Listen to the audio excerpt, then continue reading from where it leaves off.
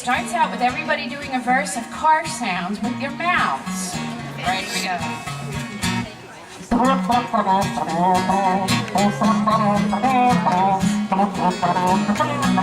I'm going riding in my car. Let's all do diesel sounds now.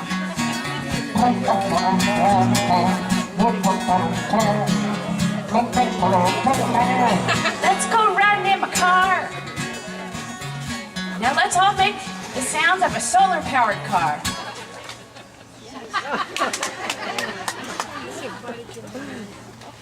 I saw Shelly earlier. That was beautiful. Now I found some very obscure Woody Guthrie lyrics about the song. And it's a sing-along. First one is about seatbelts. Wear the seatbelt in my car. Wear the seatbelt in my car. Everybody. Wear the seatbelt in my car. Wear the seatbelt in my car.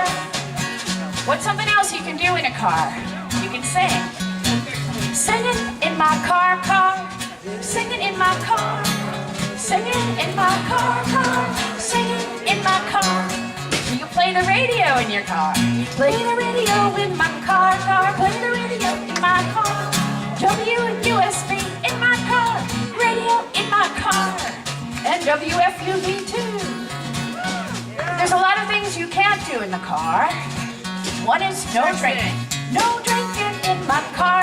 No drinking in my car. No drinking in my car.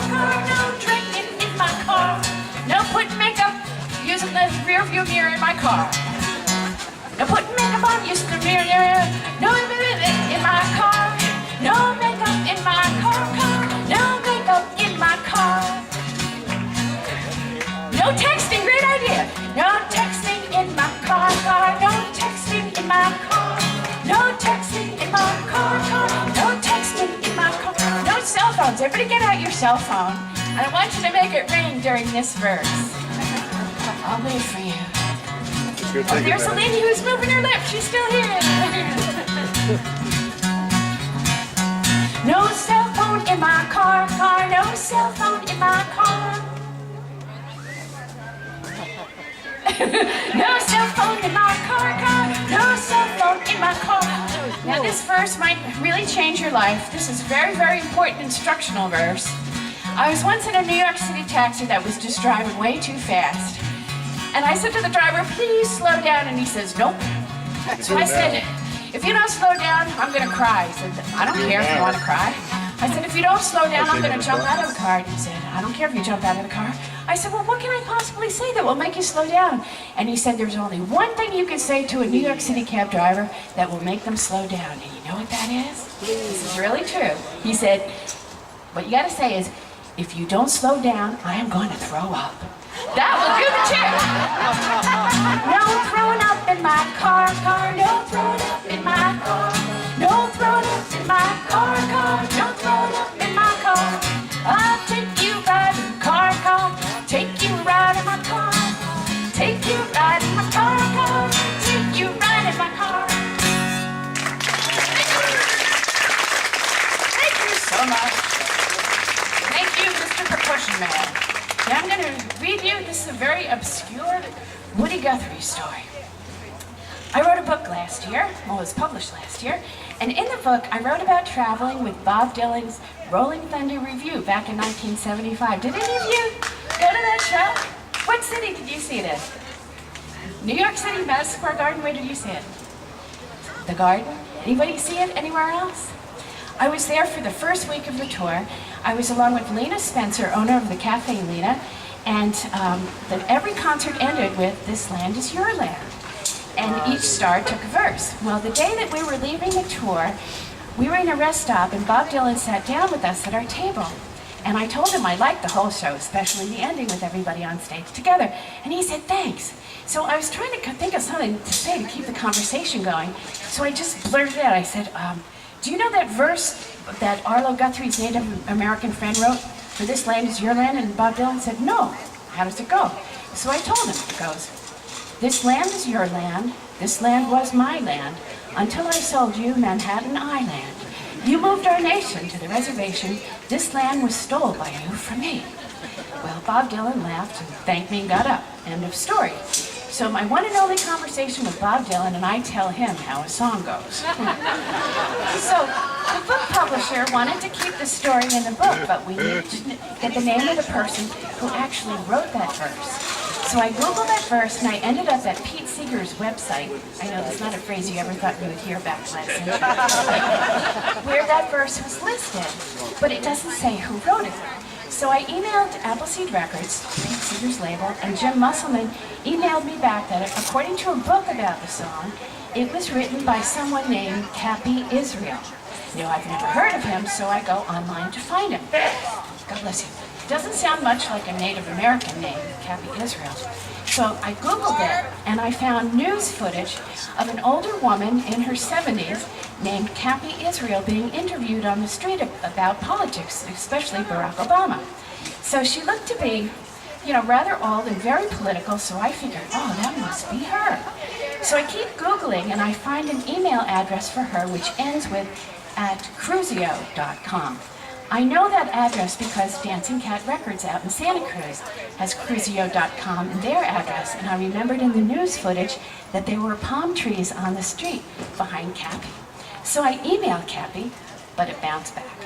So I go to 411.com and I try to find Cappy Israel, but nothing. So I tried C Israel in Santa Cruz, California, and I found a Carolyn Israel with a phone number, so I dialed it. It's her. She's Cappy, and she sounds just like her name, lively and feisty. So I was wrong. She's not a man, and she's not Native American. I asked her if she wrote the Native American verse for This Land Is Your Land, and she said, I am so glad you asked. My brother wrote it. I was 16, he was 14, and our mother helped him write it. I sent it to Sing Out magazine with all this information, and they mistakenly saw my name at the bottom of the letter and thought I had written it. They published the verse in the magazine, and for all these years, whenever that verse is discussed, it is said that I wrote it, when my brother Peter wrote it with my mom. So she gave me Peter's email. He's a lawyer in California, and I emailed him. He was so tickled, especially when he reads the context of the quote, how I told Bob Dylan about his lyrics. But he told me that I had the lyrics slightly wrong, and he sent me the corrected lyrics, which are not from the point of view of the Native American, but from the point of view of the white man.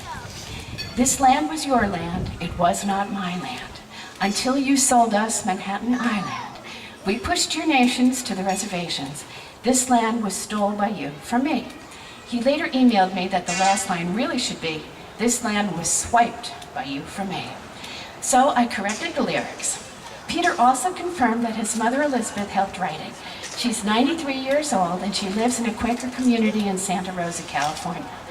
All three Israels are so happy that after 60 years, the authorship of this verse is finally being corrected and the lyrics are being printed correctly again.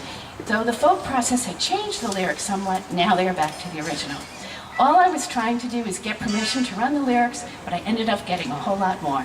That's the folk process.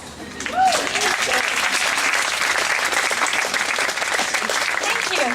And now it's my great pleasure to introduce this next song. There's a songwriter in Washington, D.C. named Doug Mishkin. He's not a professional. He's got a regular job. And he wrote a song many years ago called We Are All Woody's Children. And he just rewrote it and added new verses to it. And it's a video online that was posted on Thursday. And if people go to the website and download the song for $1, all of that money goes to the Guthrie Center in Great Barrington, Massachusetts. It's a wonderful performance space. It's the setting for Alice's Restaurant, and they still don't have air conditioning or heat. And if they raise enough money, that will happen. And so what you're going to see is this new version of the song being sung for the first time in public anywhere. So please welcome all of the singers from the Woodlands Folk Festival.